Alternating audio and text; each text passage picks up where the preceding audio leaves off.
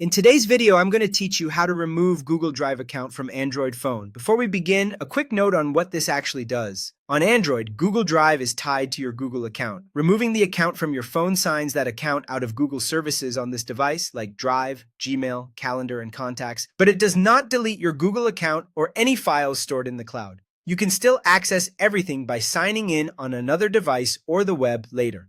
Start by opening the Settings app on your Android phone. You can usually find it on your home screen or app drawer, or by swiping down from the top of the screen and tapping the gear icon. Settings is where all your account and sync options live, so we'll make the change there rather than inside the Google Drive app. Next, look for the section labeled Passwords and Accounts. Depending on your phone model and Android version, this might appear as Accounts, Accounts and Backup, or Users and Accounts. The wording can vary, but you're aiming for the area that manages the account signed in on your device. In the Accounts list, tap the Google account you want to remove. If you have multiple Google accounts on your phone, take a moment to double-check you're selecting the right one. This is the account currently providing access to Google Drive on the device.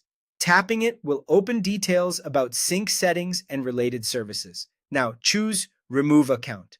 Android may ask you to confirm by tapping Remove Account again. You might also be prompted to enter your phone's PIN, pattern, password, or use your fingerprint.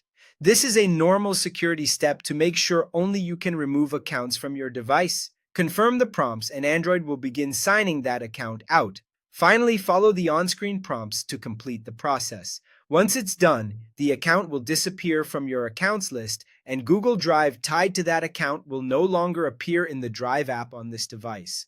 Any locally cached files from that account may stop being available offline, and emails, contacts, and calendars synced from that account will stop updating on the phone.